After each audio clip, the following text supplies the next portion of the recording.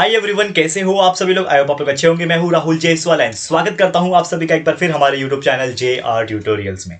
Friends, जैसे कि आप जानते हैं दोस्तों, हिस्ट्री एंड पॉलिटिकल साइंस का जो पेपर आप लोग का होने वाला है ये टोटली थ्योरेटिकल बेस पेपर होता है और इसी पेपर के लिए हमने एक बहुत ही बेहतरीन स्ट्रैटेजी वीडियो तैयार किया था। और ये स्ट्रैटेजी वीडियो में हमने एक्सप्लेन किया कि आप कौन सा चैप्टर कहां से पढ़ सकते हो, वो चैप्टर्स कहां से आपको अच्छी तरीके से पढ़ने हैं, और उसके साथ में आपको यह बताया था कि उस चैप्टर का वेटेज कितना है, ताकि आप एक एनालाइज कर पाओ कि यार ये चैप्टर में पढ़ के गया तो भी मेरे को बहुत अच्छे मार्क्स मिल सकते हैं। तो ऐसा पूरा एक स्ट्रैटेजी वीडियो हमने बनाया हुआ है और साथ ही में उसमें हमने पेपर पैटर्न के हिसाब से कि कौन से क्वेश्चन में, क्वेश्चन नंबर 1A में कौन सा पूछता है, क्वेश्चन नंबर 1B में कौन सा क्वेश्चन पूछता है, कैसे आप सॉल्व कर सकते हो, ये सभी चीज हमने उस स्ट्रैटेजी वीडियो में बनाया हुआ है हिस्ट्री और पॉलिटिकल साइंस के। तो जाके देख लेना, हमारे वीडियो सेक्शन के अंदर देखने मिल जाएगा। हमने इस वीडियो का कम्युनिटी भी डाला हुआ है, कम्युनिटी टैब में जाके देख लेना, ठीक है। और आपको एक और चीज बता दूं, हमने इसके अलावा मोस्ट इंपॉर्टेंट एमसीक्यूज जो होते हैं हिस्ट्री के और साथ में पॉलिटिकल साइंस के भी एमसीक्यूज जो होते हैं उसका भी सेपरेट वीडियो बनाया हुआ है। आपको बस सर्च करना होगा जाके कि most important MCQs of history and most important MCQs of political science.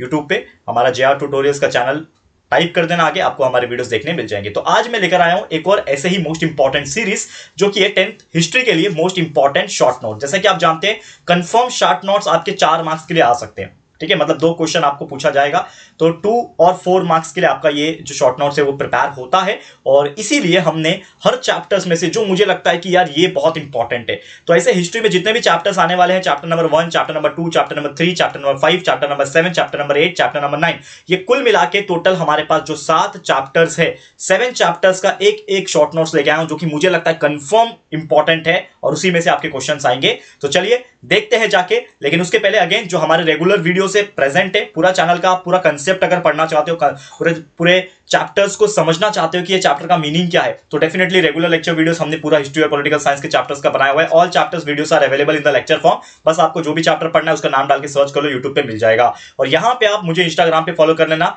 और यहां पे टेलीग्राम में हमने अभी रिसेंटली जस्ट प्रीवियस डे में मोस्ट इंपॉर्टेंट क्वेश्चंस का पूरा PDF अपलोड किया हुआ है दोस्तों। अगर आपने नहीं देखा है, जाओ इस चैनल पे JR ट्यूटोरियल्स नाम का टेलीग्राम ग्रुप पे जाओ, ज्वाइन करो और वहां पे PDF अवेलेबल है, उससे पढ़ाई करो। और इसका लिंक तो है डिस्क्रिप्शन बॉक्स में दिया हुआ है लिंक, उसको भी वहां से भी जाके चेकआउट कर सकते हो, ठीक है।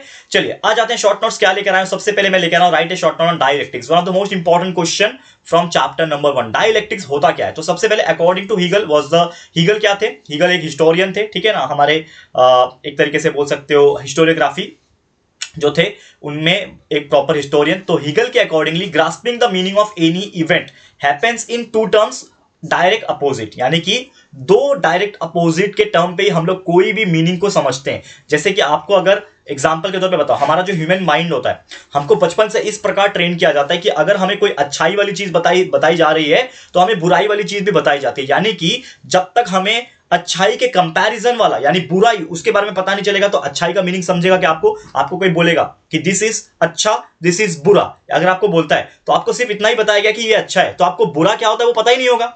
समझ में आ रहा है? हमारे बचपन में हमको ट्रेनिंग दिया जाता है, गुड टच, बैड टच, ये सभी चीज सिखाया जाता है, इवन गर्ल्स को भी सिखाया जाता है। करेक्ट है? आप सब एग्री करते होंगे। तो हमें जो हमारा ह्यूमन माइंड होता है, ये हमारा माइंड समझ नहीं पाता है कि इसका ट्रू नेचर क्या है वो इवेंट का, जब तक हम उसके अपोजिट को ना समझे कि अच्छा बुरा, ठीक है, लेजी हार्ड वर्किंग, ठीक है ना, टॉपर एंड फेलियर। इस प्रकार से जब तक हम कंपैरिजन नहीं करके दिखाएंगे, यानी अपोजिट वर्ड्स को नहीं लेंगे, तब तक हमें पता नहीं चलता। एग्जांपल यहां पे लिखा हुआ है, देखो, ट्रू और फॉल्स, गुड बैड एक्सेट्रा। तो आप अपने मन से बहुत सारे डायलेक्टिक्स लिख सकते हैं, यानी कि एक तरीके से एंटीथेसिस जिसको बोला जाता है, अपोजिट वर्ड, ठीक है ना, antithesis, opposite word is nothing but the dialectics. तो क्या बोला है? इसीलिए इसको समझने के लिए, in order to understand the true nature of a things one need to know both true और फॉल्स, यानी दोनों को ट्रू और फॉल्स समझना पड़ता है, एंड सिमिलरली गुड और बैड। और यही मेथड का एनालिसिस जो है, यही मेथड जो है एनालिसिस करने का, ये अपोजिट के ऊपर जो बेस है ना, इसी को कहा जाता है दोस्तों डायइलेक्टिक्स। क्या कहा जाता है? डायइलेक्टिक्स कहा जाता है। ये चीज आपको ध्यान में रखना है, one of the most important question, मुझे लगता है शॉर्ट नोट जरूर से इसके ऊपर पूछेगा, ठीक है। ये अच्छे से लर्न कर लो, जितना हो सके अच्छे से लर्न करते जाओ, ठीक है। और मैं पूरी कोशिश करूंगा इसको टेलीग्राम पे डालने के लिए, ठीक है। चलो नेक्स्ट शॉर्ट नोट आपके लिए सुबाल्टन हिस्ट्री, चैप्टर नंबर 2 का one of the most important question, subaltern history, ठीक है। देखो कई सारे हिस्ट्री है, मार्क्सिस्ट हिस्ट्री है, ठीक है।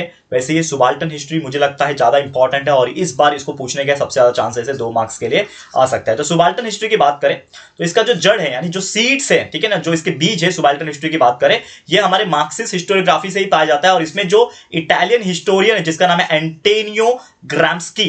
ये बहुत ज्यादा इंपॉर्टेंट है ताकि वो डेवलप कर सके आइडिया ऑफ हिस्ट्री, और ये उन्होंने बताया था कि आइडिया जो हिस्ट्री का होता है ये हमेशा रिटर्न होना चाहिए starting from the bottom most rank of the people in the society, यानी कि जो सोसाइटी में बॉटम मोस्ट यानी नीचे की तरफ से जो लोग होते हैं उनसे हमें शुरुआत करनी चाहिए रैंक करना। इनफैक्ट सुबाल्टन का मतलब ही होता है बॉटम मोस्ट रैंक। सुबाल्टन का मतलब क्या होता है? सबसे लोअर रैंक। जैसे कास्ट सिस्टम भी इसमें आ जाता है, ये शूद्रास, ठीक है, तो सबसे बॉटम मोस्ट रैंक से शुरू करते हैं। तो यहां पे उन्होंने बताया था। तो फोल्कलोर जैसे इन्होंने कंसीडर किया था एक बहुत ही इंपॉर्टेंट सोर्स ऑफ राइटिंग जिसको सुबाल्टन हिस्ट्री कहा गया था। और रंजीत गुहा जो थे, जो कि एक इंडियन हिस्टोरियन थे, उन्होंने एक बहुत बड़ा रोल प्ले किया था सुबाल्टन हिस्ट्री को एस्टैब्लिश करने के लिए, और ये बहुत ही इंपॉर्टेंट था एकेडमिक स्कूल ऑफ हिस्टोरियोग्राफी के लिए भी।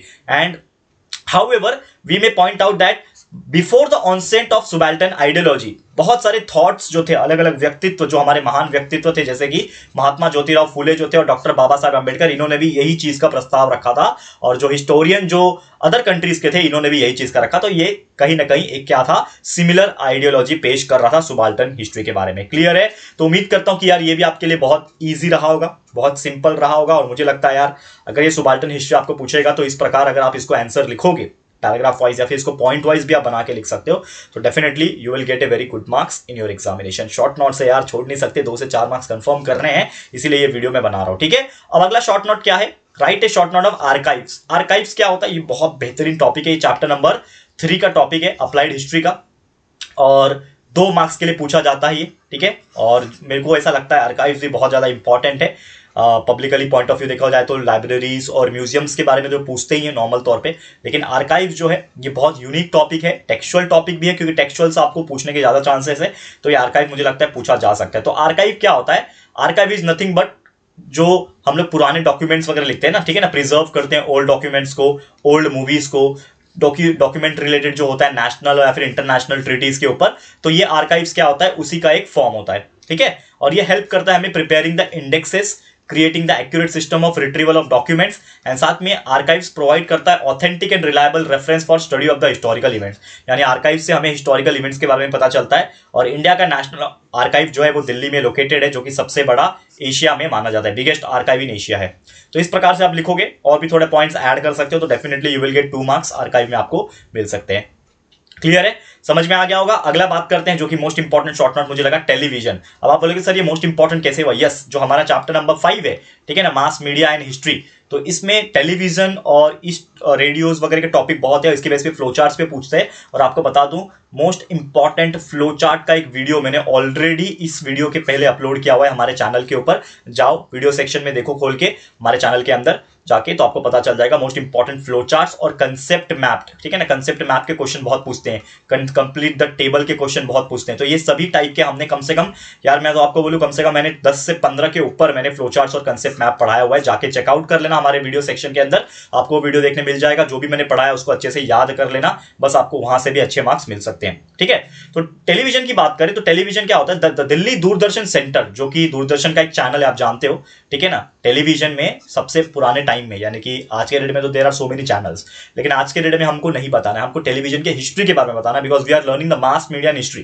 ठीक है, तो टेलीविजन जो था, ये जब शुरुआत हुई थी टेलीविजन की, तो एक चैनल था जिसका नाम था दूरदर्शन। तो दिल्ली में जो दूरदर्शन सेंटर था उसको खुद इनॉग्रेट करने कौन आए थे? डॉक्टर राजेंद्र प्रसाद, जो कि फर्स्ट इंडियन प्रेसिडेंट थे। ठीक है, और दूरदर्शन का मुंबई का जो सेंटर था ये भी चालू हो गया था अपने प्रोग्राम को टेलीकास्ट करना 1 मई ऑफ 1972 से। मतलब सोचो यार कितनी पुरानी बात है, आज 2022 चल रहा है, आज से लगभग 50 साल पहले दूरदर्शन मुंबई में चालू हो गया था, सोच सकते हो। ठीक है ना, पहले में 1952 में। और फिर कलर टेलीविजन की शुरुआत हुई, तो कलर टेलीविजन को इंट्रोड्यूस किया गया 15 अगस्त 1982, मतलब 15 अगस्त 1982 में कलर टेलीविजन पहली बार आया। सोचो यार, ब्लैक एंड व्हाइट का जमाना था, उसी बीच 1982 में कलर टीवी आ गया होगा, तो कितना बेहतरीन नजारा होता होगा यार। अर्लियर टाइम्स में मुझे याद है, मतलब मेरे फादर, मेरी मम्मी मुझे ये बात बोलती थी कि जब हमारे टाइम पे वो रामायण लगता था, आपको पता है लॉकडाउन में हमने सबने रामायण देखा वापस से रिपीट करके, ठीक है। तो वो टाइम पे ना रामायण महाभारत ऐसे शोज बहुत आते थे, तो वो टाइम पे इतना क्रेज था उस शो का, क्योंकि देखो धार्मिक चीजें हैं, हमको बहुत अच्छा भी लगता है और हमें हिस्ट्री के बारे में जानना भी होता है। तो मतलब लोग जो है ना, किसी एक घर में अगर कलर टीवी आ गया ना, मतलब पूरे मोहल्ले से लोग आ जाते थे और उसके घर के आगे हॉल में आके जमा होके ग्रुप में सब टीवी देखते थे। यार सोचो यार कितने मजेदार दिन होते होंगे। आज के डेट में तो ऐसा चीज देखने नहीं मिलता है, सिर्फ आईपीएल के टाइम देखने मिलता है। हाँ, ठीक है ना। आईपीएल आप लोग देखते हो कि नहीं, कमेंट करके बताना दोस्तों आप लोग की कौन सी टीम फेवरेट है। ठीक है। चलो मेरी फेवरेट टीम तो सीएसके है, मुझे बहुत सारे लोग पूछते हैं, लेकिन चलो आपको बता देता हूं, CSK because of MS Dhoni favourite है। चलो आगे टॉपिक की बात करेंगे तो टेलीविजन के बारे में हम लोग पढ़ रहे हैं। तो 1991 में क्या हुआ कि जो इंडियन गवर्नमेंट था उन्होंने परमिशन भी दे दिया कि कुछ प्राइवेट चैनल थे, कुछ ऐसे चैनल जैसे दूरदर्शन जो था, ये दूरदर्शन तो था, वो तो गवर्नमेंट चैनल था, लेकिन कुछ प्राइवेट चैनल थे, नेशनल और इंटरनेशनल चैनल थे, इनको परमिशन मिल गया कि वो इंडिया में हमारे टेलीविजन पे टेलीकास्ट कर सकते हैं अपने अपने प्रोग्राम्स को। मतलब सोचो यार, टेलीविजन के फील्ड में एक तहलका मच गया था। मतलब पहले तो सिर्फ दूरदर्शन लोग देते थे कि वही घिसा पीटा सीरियल्स वगैरह आएगा, वही कार्यक्रम आएगा, लेकिन प्राइवेट जो चैनल्स थे वो भी आना शुरू कर दिया, उनको परमिशन मिल गया, साथ ही में उनको अलग अलग तरीके से टेलीकास्ट करने मिल गया। तो ये बहुत ही ईजी हो गया एंड बहुत ज्यादा एंटरटेनमेंट का सोर्स बन गया है। इसीलिए it become possible for every Indians to watch the international events on television, यानी कि हम जैसे इंडियंस को इंटरनेशनल इवेंट्स, इंटरनेशनल में क्या हो रहा है, बाहर देश में क्या हो रहा है, हॉलीवुड मूवीज हो गई, ये सभी देखने का मौका ये टीवी से हम लोग को मिलने लगा। क्लियर है। तो उम्मीद कर रहा हूं यार ये भी आपको टेलीविजन शॉर्ट नोट्स अगर पूछेगा तो आप लोग बहुत आसानी से इसको लिख पाओगे। अगला देखो एक और बहुत बेहतरीन टॉपिक है, write a short note on sports and movie. तो ये लगभग चैप्टर नंबर 7 है आपका, स्पोर्ट्स एंड मूवीज जो है चैप्टर का नाम है स्पोर्ट्स एंड हिस्ट्री। तो स्पोर्ट्स एंड मूवी के ऊपर शॉर्ट नोट पूछा जाता है। तो देखो नॉर्मली क्या होता है ना, ये मूवीज एंड स्पोर्ट्स जो है ना एक दूसरे के ऊपर डिपेंडेंट है, क्योंकि आप जानते हो दोस्तों कि मूवीज एंड स्पोर्ट्स जो है वो एक दूसरे को रिलेट करते हैं, क्योंकि जो मूवी मेकर होते हैं वो स्पोर्ट्स का इस्तेमाल करके पिक्चर बनाते हैं। जैसे मेरा एक फेवरेट पिक्चर है एमएस धोनी, ये आप जानते होंगे। तो एमएस धोनी का बायोपिक बनाया गया है, जो कि मुझे मेरा पर्सनल फेवरेट इसलिए भी है क्योंकि मैं इनको बहुत मानता हूं। ठीक है ना, बचपन से इनको फॉलो करते आए हो। जब पहली बार मतलब क्रिकेट तो देखते थे, चलो सचिन तेंदुलकर के टाइम से ही देखते थे, लेकिन यार एमएस धोनी 2004 में जब उन्होंने डेब्यू किया, वो टाइम पे उन्होंने जब यार सिक्सर्स मारने शुरू किया, तब से मैं उनको फैन बन गया और आज तक जो है दोस्तों मैं उनको फैन मानता हूं अपना। ठीक है, मतलब मैं उनका फैन हूं, वो नहीं है। ठीक है, तो मैं मानता हूं अपने आप को उनका फैन। तो डेफिनेटली यार बहुत इंस्पायर करते हैं, क्योंकि as a human being grounded रहना, हम्बल रहना, सब चीज होते हुए भी ऐसा प्रिटेंड करना कि कुछ नहीं है, मतलब यार एकदम डाउन टू अर्थ रहना, हम्बल रहना, यही यार एक सभ्यता संस्कृति बताता है। ठीक है ना, तो बहुत अच्छा लगता है मुझे, मैं उनको फॉलो करता हूं और उनके जैसा बनने की कोशिश करता हूं। सबके अपने अपने आइडल्स होते हैं, आप लोग के भी कोई ना कोई आइडल्स होगा यार। ठीक है, तो यहाँ पे बहुत सारे फिल्म मेकर्स क्या करते हैं, स्पोर्ट्स के नाम पे फिल्म बनाते हैं, एंड इसीलिए बहुत सारी मूवीज जो है वो रिलीज होती है अलग अलग लैंग्वेजेस में, जो से लाइव स्टोरीज बनाई जाती है। जैसे मैंने एमएस धोनी का एग्जांपल दिया, वैसे कई सारे पर्सनालिटीज के ऊपर मूवी बनी है। दंगल मूवी है, ठीक है ना, गीता कुमारी फोगाट, बबीता कुमारी फोगाट जो रेसलर्स हैं हमारे इंडियन गर्ल्स, उन्होंने गोल्ड भी जीता है हमारे लिए। ठीक है ना, तो ये फोगाट सिस्टर्स के बारे में है,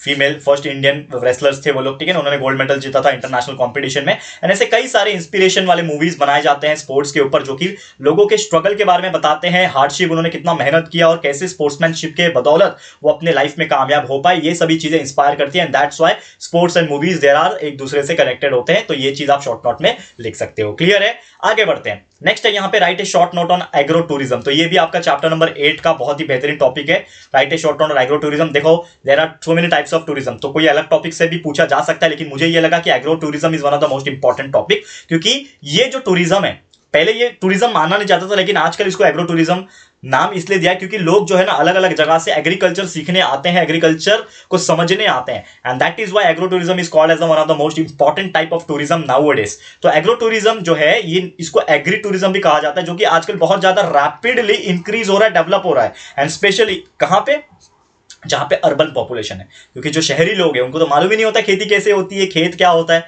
तो उनके लिए यहाँ पे एग्री टूरिज्म, एग्रो टूरिज्म होता है, जिसमें आपको थोड़ा थोड़ा करके रूरल लाइफ के बारे में बताया जाता है, एग्रीकल्चर कैसे होता है वो दिखाया जाता है। एंड इंडियन फार्मर्स जो है ये भी आजकल अपने अपने खेतों को अलाउ कर रहे हैं for visiting far away places like agricultural research centres and agricultural universities, and countries like Israel जो है ये एक्सपेरिमेंटेशन कर रहे हैं ताकि एडवांस टेक्नोलॉजी एग्रीकल्चर में ला सके और ये सभी चीज परफॉर्म हो सके। तो इसीलिए एग्रीकल्चरल डिमांड यानी एग्रो टूरिज्म का जो डिमांड है वो काफी ज्यादा बढ़ते भी जा रहा है, इंक्रीज होते जा रहा है। तो डेफिनेटली अगर आप ये क्वेश्चन को अच्छे से पढ़ लेते हो तो आपका 2 मार्क्स जो है कंफर्म हो जाएगा अगर ये क्वेश्चन आया एग्जाम में तो, एंड मुझे लगता है यार काफी ज्यादा चांसेस है इनमें से आने की। ठीक है, चलो अगले टॉपिक पे जाते हैं, जो कि हमारा आखिरी चैप्टर होगा, चैप्टर नंबर 9 का ठीक है, जैसे कि आप जानते हो चैप्टर नंबर 9 हेरिटेज मैनेजमेंट वाला चैप्टर, ठीक है। तो इसमें शॉर्ट नोट्स पूछता है, तो इसमें विश्वकोश जो है मुझे लगता है सबसे ज्यादा इंपॉर्टेंट था। स्थलकोश भी है, विश्वकोश भी है, तो आप पढ़ लेना स्थलकोश, लेकिन विश्वकोश यहाँ पे मैं लेकर आया हूं। तो जो हमारे पहले चीफ मिनिस्टर थे महाराष्ट्र के, जिनका नाम था श्री यशवंतराव चौहान साहब,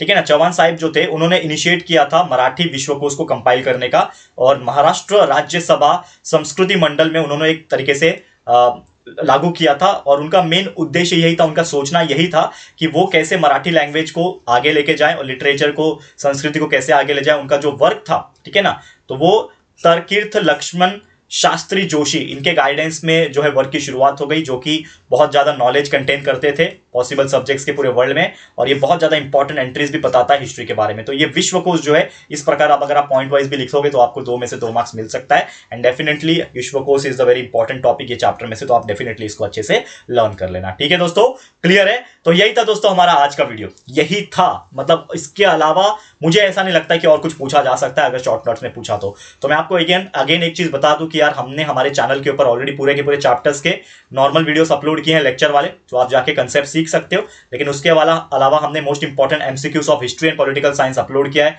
कल ही हमने फ्लो चार्ट्स वाले, ठीक है, उसके बाद जो आपको टेबल पूछा जाता है कंप्लीट द टेबल, फिर कंसेप्ट जो पूछा जाता है वो सभी चीज कंसेप्ट का आज शॉर्ट नोट्स, मतलब इतने सारी चीजें हमने हिस्ट्री और पॉलिटिकल साइंस की डाल रखी है। और भी कई सारी चीजें हैं जो हम लोग लेकर आ रहे हैं कंटिन्यूअसली। बस आप लोग ये सब चीज जो वीडियोस हमने बनाए हुए हैं आप इसको अच्छी तरीके से फॉलो करते रहो और पढ़ाई करते रहो, बस इतना ही मैं बोलना चाहूंगा, ठीक है। तो चलो आज के लिए इतना ही है, इसी के साथ वीडियो हमारा समाप्त होता है। Thank you so much guys for watching this video. और आपको कैसा लगा ये वीडियो, हेल्पफुल रहा है कि नहीं, प्लीज मुझे कॉमेंट करके जरूर से बता देना। और अगर आपको ये वीडियो पसंद आए दोस्तों तो प्लीज हमारे इस वीडियो को लाइक कर देना एंड शेयर कर देना यार, क्योंकि ये इंपॉर्टेंट वीडियो हो सकता है इसी शॉर्ट नोट्स में से आपको कोई 1 या 2 शॉर्ट नोट्स आपके एग्जाम के क्वेश्चन पेपर में देखने मिल जाएंगे। तो प्लीज शेयर कर देना अपने सारे फ्रेंड्स को। फर्स्ट टाइम आए हो चैनल पे, अभी तक चैनल को सब्सक्राइब नहीं किया है ना, तो फटाफट से हमारे चैनल को सब्सक्राइब भी कर देना। और यहां पे आप मुझे इंस्टाग्राम पे फॉलो कर सकते हो, link is also given in the description box, ठीक है दोस्तों। तो जल्दी मिलेंगे हमारे न्यू वीडियो में, तब तक के लिए thank you and good bye.